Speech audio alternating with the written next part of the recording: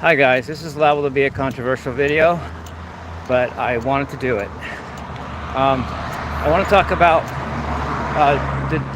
George Orwell's 1984 book and the themes and things therein.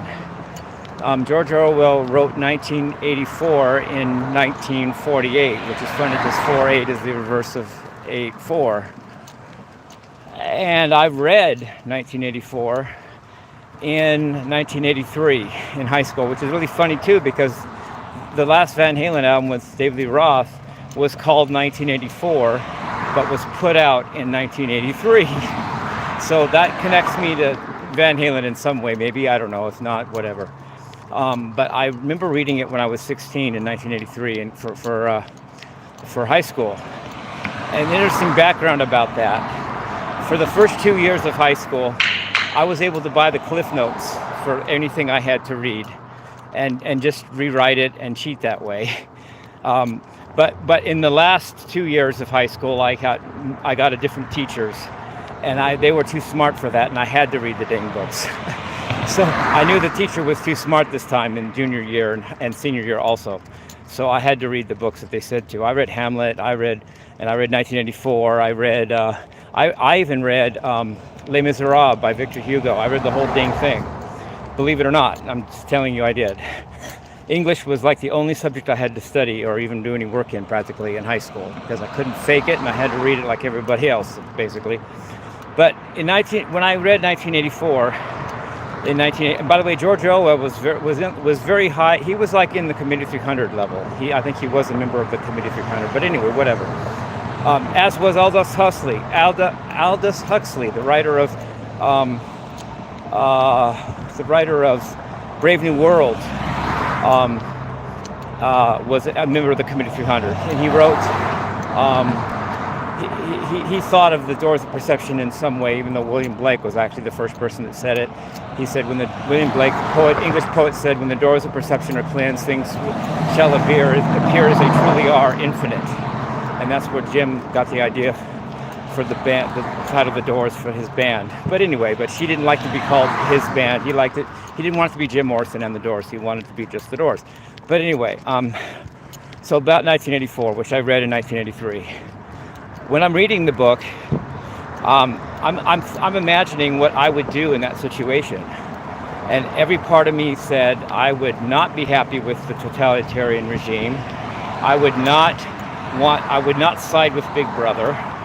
In fact, I always wanted to be a prole, P-R-O-L-E. Those were the people that were kind of lowlifes, that didn't have to toe the line completely of the totalitarian regime because they were considered street people and not totally human or not totally dignified enough to even have to go along with the flow of worshiping Big Brother because they were considered unimportant or whatever. I almost wanted to be one of those.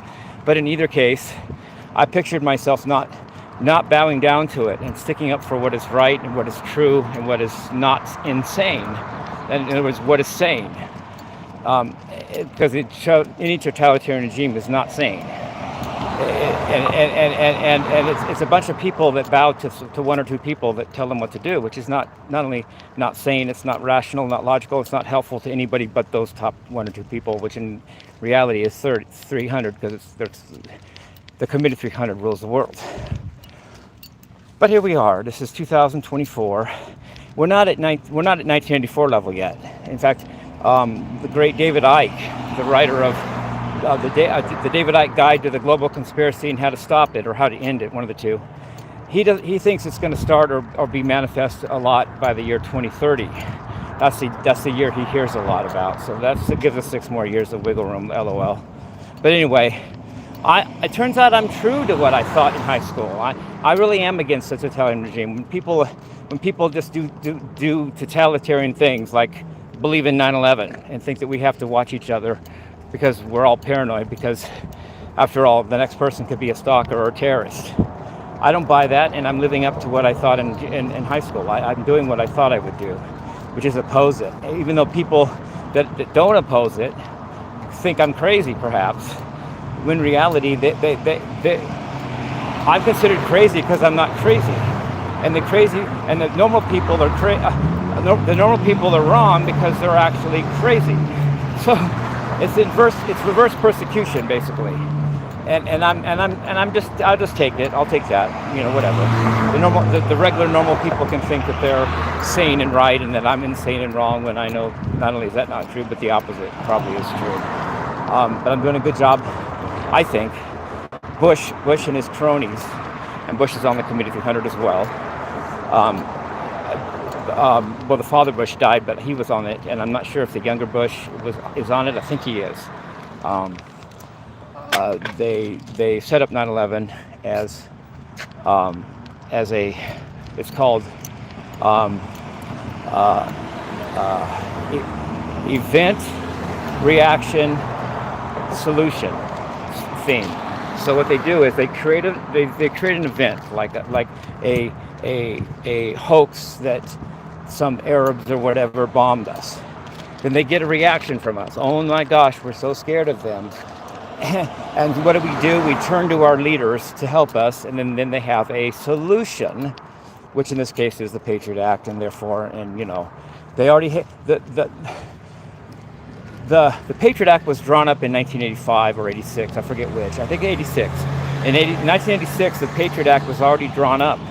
That's 15 years before they actually had it in effect. But they needed an excuse to put it into effect, which they constructed as 9/11, what we call that. But they did it. They themselves blew up those buildings. And first of all, that's true. Second of all, there's no way it could be true. Second of all, and third, why would the Arabs pick a date that just happens to coincide with our emergency call here in America? If I were an Arab terrorist, why would I care about making the date I bombed the U.S. as 9/11? Nobody would. I wouldn't think that, but Bush did, because he knew it would strike a chord in us. So there's that.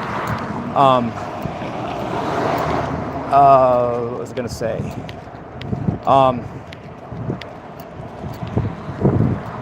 I'm just trying to get my thoughts here. So anyway, yes. So I'm just going to thought here. Oh yeah, that's just my thought. They already had an organization called PNAC, Project for a New American Century, PNAC. They wanted the new century, i.e., which happened in 9/11, happened on 2001. That is the first year, not 2000, but 2001 is the first year of the 21st century.